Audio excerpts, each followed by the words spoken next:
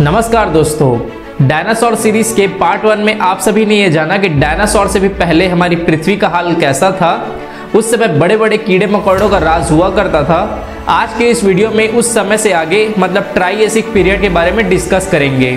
दोस्तों, इस वीडियो में काफ़ी सारे साइंटिफिक नेम का यूज़ होने वाला है, तो वीडियो को एंड तक जरूर ध्यान से देखिएगा। अगर आपने इस सीरीज़ के पहले पार्ट को नहीं देखा है तो मैं ये रिकमेंड करूँगा कि इस वीडियो को देखने से पहले पार्ट 1 को जरूर देखें।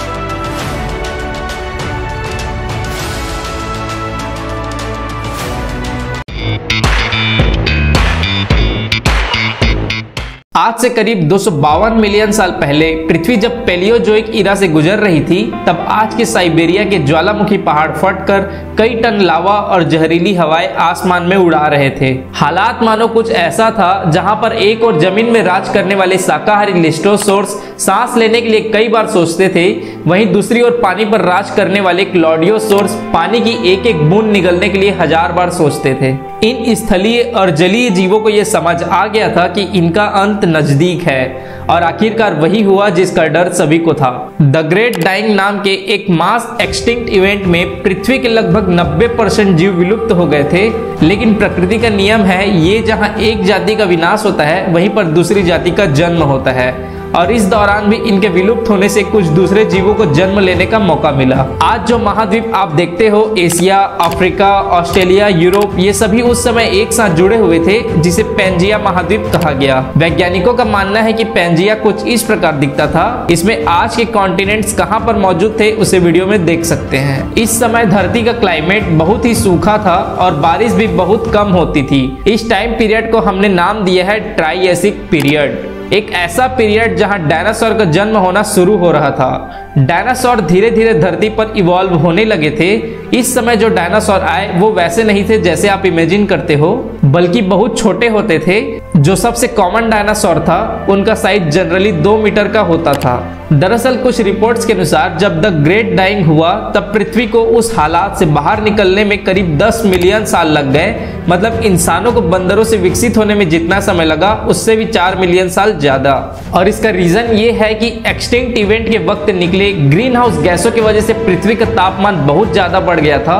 कहा जाता है कि पृथ्वी में पहले जीव पनपने से लेकर अब तक का यह सबसे गर्म दौर था।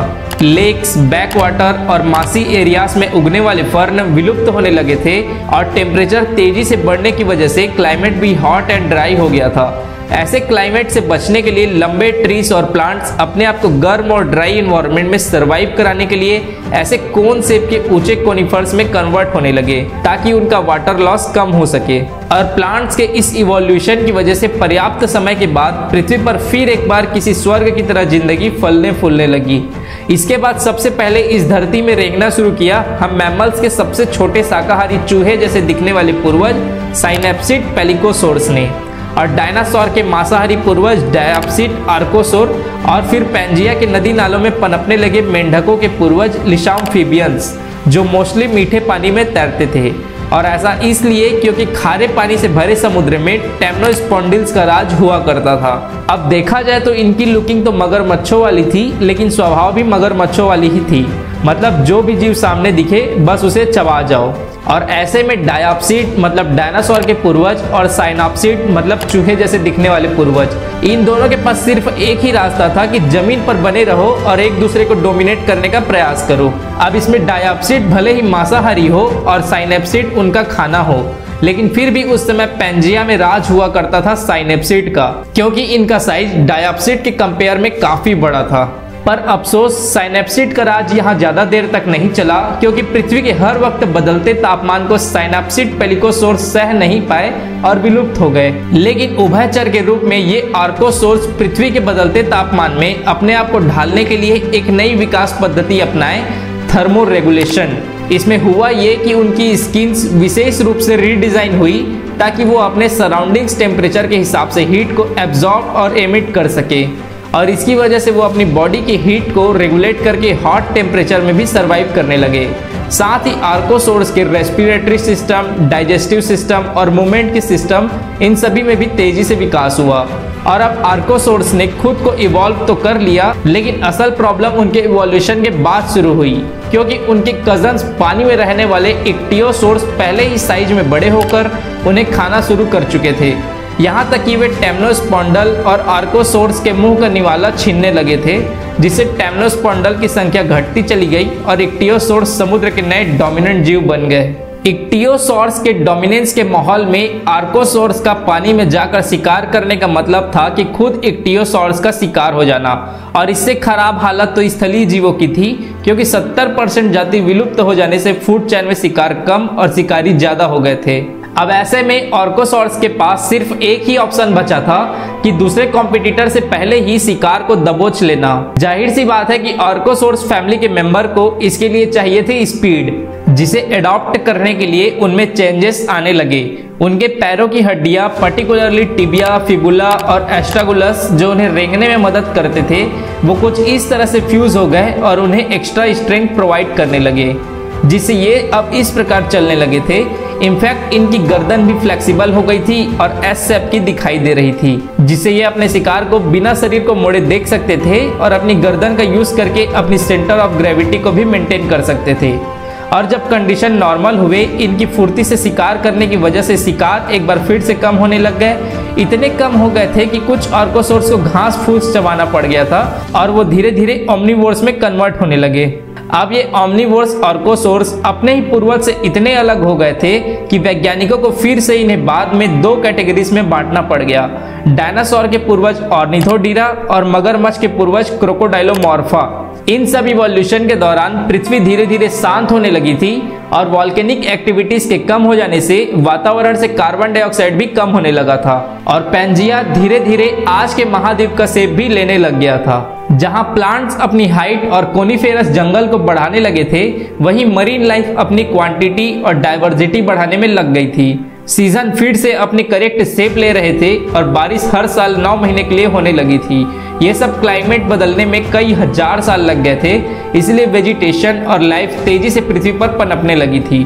अब इस फलते फूलते न्यूट्रियस वेजिटेशन से कुछ ओमनिवोर्स ऑर्निथोडेरा इतने डिपेंडेंट होने लगे थे कि वे पूरी तरह शाकाहारी हो गए। इससे हुआ ये कि फर्न और लीव्स को चबाने के लिए सबसे पहले उनके दांत फ्लैट हो गए, जिससे वो घास को अच्छे से चबा सके। फर्न और लीव्स पचाने में काफी समय लगता है और इसीलिए उनके पेट और आंत बड़े हो गए, और पेट को सपोर्ट करने के लिए ये प्यूबिक बोन इस तरह अरेंज हो गया जो दिखने में आज के बर्ड के प्यूबिक बोन की तरह दिखता है। वहीं दूसरी तरफ लिजार्ड जैसे हिप वाले ओमनिवोर्स घास फूस के साथ शिकार पर भी निर्भर थे और इसीलिए इनके बोन तेज गति के लिए कुछ इस तरह विकसित हो रहे थे। ये दोनों ही फैमिलीज अब पूरी तरह से डायनासोर बन चुके थे, लेकिन उनके स्ट्रक्चर और जेनेटिक्स में इतने चेंजेस आए कि वैज्ञानिकों को फिर से ऑर्निथोडेरा फैमिली को दो ग्रुप्स में डिवाइड करना पड़ा। पहला हर्बीवोर बर्ड जैसे हिप वाले ऑर्निथिसियंस, दूसरा ओमनिवोर लिजार्ड जैसे हिप वाले सॉरेसियंस। शुरुआती दौरान में सॉरेसियंस ज्यादा थे, लेकिन लेट ट्रायसिक आते आते ऑर्निथिसियंस की संख्या बढ़ने लगी, क्योंकि उनका खाना प्लांट और ट्रीज तेजी से बढ़ रहा था और इसका कारण था अर्थ का स्टेबल होना। पर सॉरेसियंस का खाना उस वक्त ऑर्निथिसियंस की तुलना में ज्यादा मौजूद नहीं था। इससे पर्यावरण में फिर से नेचुरल सिलेक्शन प्रेशर बना, जिसने सॉरेसियंस को पूरी तरीके से शाकाहारी बनने पर मजबूर कर दिया। लेट ट्रायसिक पीरियड के खत्म होते, मतलब आज से लगभग 200 मिलियन साल पहले, सॉरेसियंस फिर से दो ग्रुप में बढ़ गए। शाकाहारी सॉरेसियंस जो थे सॉरोपोड्स और कार्निवोर सॉरेसियंस जो थे थेरोपोड्स। अब ये थेरोपोड्स कंपटीशन कम होने की वजह से सॉरोपोड्स और ऑर्निथिसियंस का ही शिकार करने लग गए थे। लेकिन इवोल्यूशन सिर्फ यहीं तक ही नहीं रुकने वाली थी, क्योंकि प्रकृति जीवों की काबिलियत को और तराशना चाहती थी ताकि आगे की सिचुएशन में वे अच्छे से सरवाइव कर सकें। और आज से करीब 230 मिलियन साल पहले इन स्थलीय डायनासोर में से कुछ एक और बार इवॉल्व हुए। वे बिना भागे ही अपने शिकार पकड़ने की क्षमता को बढ़ाना चाहते थे, और यहीं से पैदा हुए पृथ्वी के पहले उड़ने वाले डायनासोर टेरोसॉर्स। अब दूसरे डायनासोर्स की तरह ये भी अपने शुरुआती सालों में कुछ खास बड़े नहीं होते थे, ज्यादा से ज्यादा किसी इंसान जितने बड़े। लेकिन फिर आगे चलकर इनका भी साइज इतना बढ़ गया कि जब ये अपना पंख फैलाते तो 1.5 फुल स्कूल बस जितना जगह घेर लेते थे। डायनासोर के इस कंटिन्यू इवोल्यूशन से हालात कुछ ऐसे बन गए थे कि अब जितने भी शाकाहारी साइनेप्सिड जो जैसे तैसे करके जिंदा बच गए थे, उनका भी अब जीना मुश्किल हो गया था, क्योंकि जमीन पर पौधे खाए तो 2 पैरों वाले डायनासोर से खतरा, छुपने के लिए ऊंचे पेड़ों पर चढ़ो तो शाकाहारी सौरोपोड्स वहां छुपने के लिए पेड़ में कोई पत्ते ही नहीं छोड़ रहे थे, और इन सब के बावजूद वो पेड़ के टॉप में चढ़कर बैठ जाए तो टेरोसोर्स उन्हें पकड़कर अपने बच्चों को खिला रहे थे। हर तरफ सिर्फ साइनेप्सिड की मौत का ही मंजर था, लेकिन साइनेप्सिड ने भी अपनी जान बचाने का एक नया तरीका खोज लिया। उन्होंने सोचा कि जैसे जैसे ये डायनासोर अपने आप को बड़ा करते जा रहे हैं, इनसे बचने का सबसे बेस्ट तरीका है कि इनके मुकाबले अपने आप को और छोटा कर लो। इससे हम नजर ही नहीं आएंगे और कोई शिकार भी नहीं करेगा। इसलिए 225 मिलियन साल पहले साइनेप्सिड्स की कुछ प्रजातियां रात में छुपकर कीड़े मकोड़ों का शिकार करने वाले मैमेलियोफोन्स में तब्दील हो गए, जिससे कुछ हद तक प्रॉब्लम सॉल्व हो गया था। सब कुछ अच्छा चल रहा था, पूरे पृथ्वी पर सिर्फ डायनासोर्स का ही राज चल रहा था, लेकिन फिर कुछ ऐसा हुआ जिसने मास एक्सटिंक्शन की शुरुआत कर दी। आज से करीब 201 मिलियन साल पहले, मतलब ट्रायसिक पीरियड के अंत में, पृथ्वी ने मास एक्सटिंक्शन इवेंट की शुरुआत कर दी। पैंजिया, जो कि इस टाइम पीरियड के अंत में धीरे धीरे टूट रहा था, उसका टूटना अचानक से तेज हो गया। मुख्य रूप से सेंट्रल अटलांटिक मैग्मेटिक प्रोविंस, ये जगह उस समय कई छोटी बड़ी टेक्टोनिक प्लेट्स का जंक्शन हुआ करता था, और ये इतने नाजुक स्थिति में पहुंच चुका था कि ये कभी भी फट सकता था, और हुआ भी यही। इतिहास फिर से दोहरा रहा था, पैंजिया तेजी से टूट रहा था, ज्वालामुखी विस्फोट भी होने लगे थे, और हवा में उड़ने वाले जहरीली गैसों ने पृथ्वी के क्लाइमेट को फिर से जहरीला बना दिया था। जब लावा से वाष्पित पानी बरसात के रूप में वापस जमीन पर बरसने लगा, तो यह टॉक्सिक गैसों के साथ मिलकर समुद्र को भी टॉक्सिक करने लगा।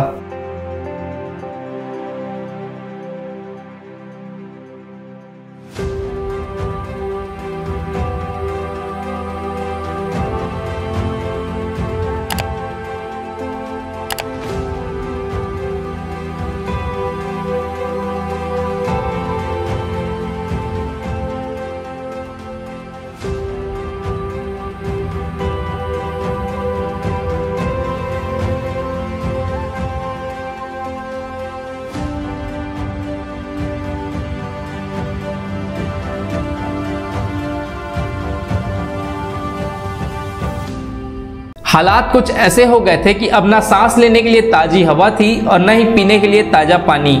देखते ही देखते डायनासोरियन आर्कोसॉर्स, उड़ने वाले टेरोसॉर्स और छोटे छोटे मैमेलियो फॉर्म्स को छोड़कर पृथ्वी के ज्यादातर जानवर फिर से विलुप्त हो गए। उनमें से सिर्फ वही जिंदा बच पाए जो उस वक्त पैंजिया के सेंटर से दूर रह रहे थे। जब चीजें शांत हुई तो जमीन पर पड़े दरारों में आसपास के समुद्र का पानी रिसने लगा। वॉल्केनिक इरप्शन अगले कुछ मिलियन सालों के लिए स्लो हुए और शुरू हुआ द जुरासिक पीरियड। जी हाँ, वही पीरियड जो जाना जाता है बड़े बड़े डायनासोर्स के लिए, जैसे स्टेगोसोरस, ब्रैकियोसोरस जब पहली बार टहलते हुए दिखाई दिए। तो इस वीडियो का नेक्स्ट पार्ट होगा डायनासोर द रेन।